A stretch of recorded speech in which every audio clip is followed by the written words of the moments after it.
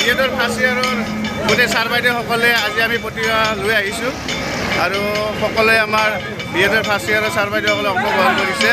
অনুপমা বাইদেউ এই প্ৰতিমাখন এইবাৰ ডনেট কৰিছে।